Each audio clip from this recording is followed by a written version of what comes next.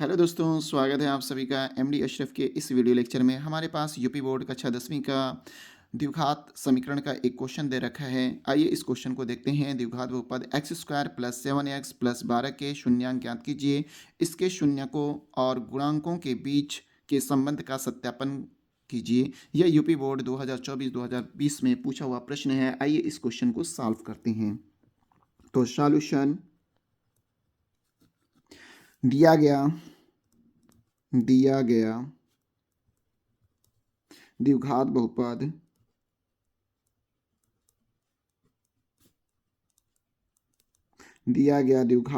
कितना है आपके पास? ये है एफ एक्स बराबर कितना है? एफ एक्स बराबर x square plus 7x plus 12।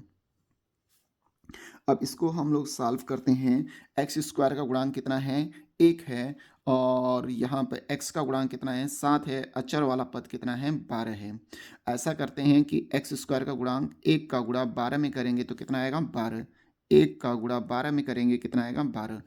गुणा करें तो 12 आए। ऐसा फैक्टर करो, गुणा करो तो 12 आए और जोड़ दो तो 7 आए। तो देखिए 4 का गुणा अगर मैं 3 में करूँगा तो 12 आ जाएगा। 4 और 3 को जोड़ेंगे तो कितना आ जाएगा? 7 आ जाएगा। बीच वाली संख्या आ जा रही है, ठीक है। तो इसको हम लोग दो भागों में तोड़ लिए, वो कितना मिला? 4 और 3। तो लिखा जाएगा x square plus 4x plus 3x plus 12।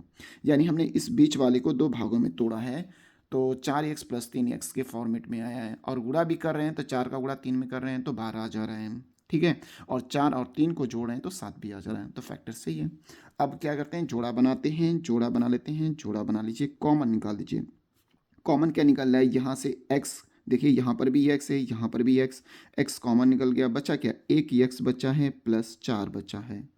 Plus यहाँ से देखिए 3, मैक्सिमम कितना कॉमन निकल रहा है? 3 यहाँ से भी और यहाँ से भी, क्योंकि 3 के पहाड़े में 12 आता है। तो 3 बाहर निकल गया, बचा क्या? x प्लस 3 चौक को 12। आप देखिए ये वैल्यू, ये वाला मान और ये वाला मान एक समान है, उसे बाहर ले लेते हैं कॉमन। x प्लस 4 बचा क्या है?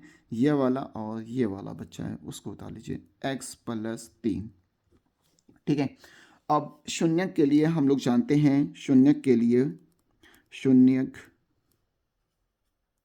शून्यकों के लिए एफ एक्स बराबर 0 रखते हैं। एफ एक्स बराबर 0 तो लिखा जाएगा, तो x प्लस 4 x प्लस 3 बराबर क्या? 0। तो आपको मिल जाएगा x प्लस 3 बराबर 0। तो x बराबर मिल जाएगा -3।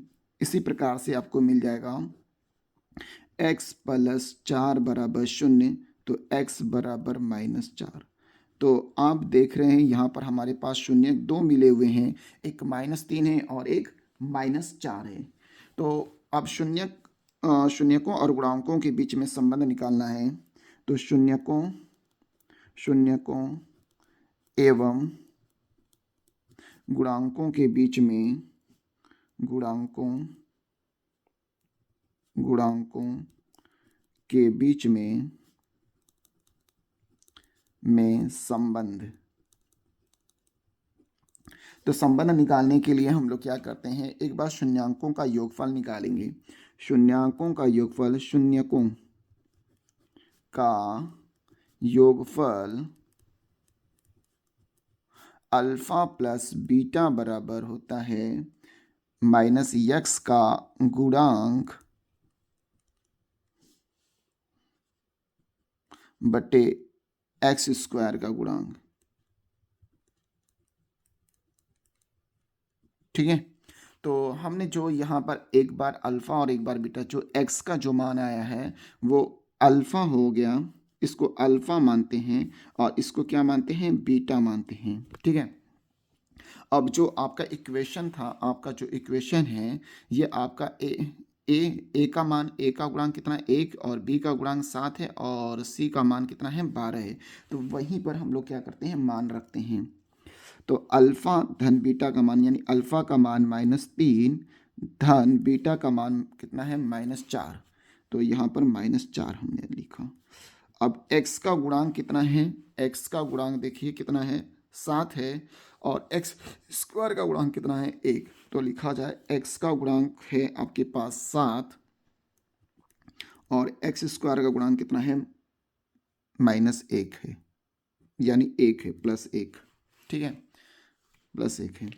और यहाँ पर मान जैसे ही हम लोग रखते हैं तो -3 प्लस प्लस का गुणा माइनस में करते हैं -4 बराबर -7, अर्थात -7 बराबर -7, ठीक है। और इसी प्रकार से शून्यकों का गुणनफल करते हैं, शून्यकों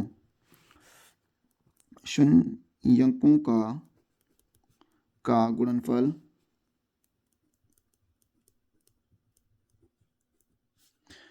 अल्फा इंटू बीटा बराबर होता है अचर पद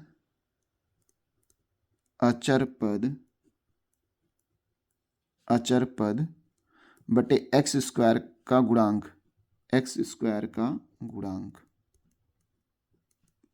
ठीक है, अचर पद बटे एक्स स्क्वायर का गुणांक।